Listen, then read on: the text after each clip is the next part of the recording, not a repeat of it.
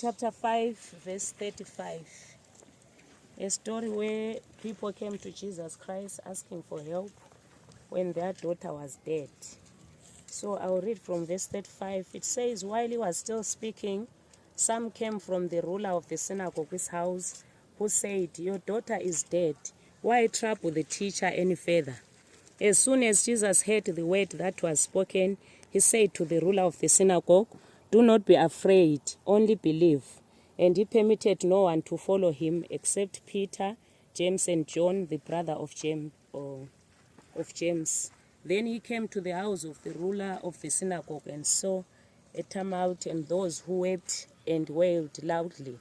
When he came in, he said to them, why make this commotion and weep? The child is not dead, but sleeping. So my sharing is on this point, where Jesus Christ found people gathered together crying, saying the daughter was gone, is dead. He came to them and said, why make this commotion? Why are you weeping? Why are you crying? The child is not dead, but is sleeping.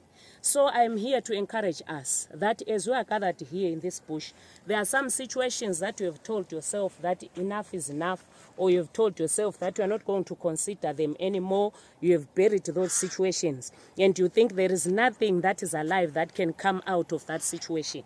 But I realized that when Jesus Christ is part of the situation, or when you take Jesus Christ to be in charge of what you are going through, you are going to receive such words from Jesus. Those words are saying, why make the commotion? Why are you weeping? Why are you crying? The child is not dead, but is sleeping.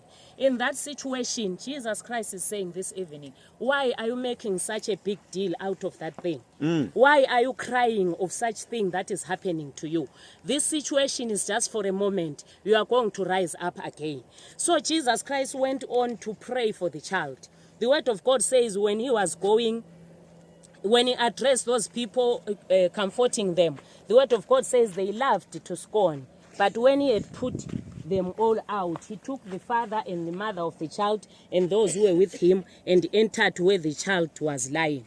So there are some people around you that help you to sink in a bad situation, or they help you to bury yourself. When you begin to think about something that is bothering you, they come to you to make it worse. So the word of God says when Jesus Christ was saying, stop crying, the child is not dead, the people that were around began to laugh to Jesus.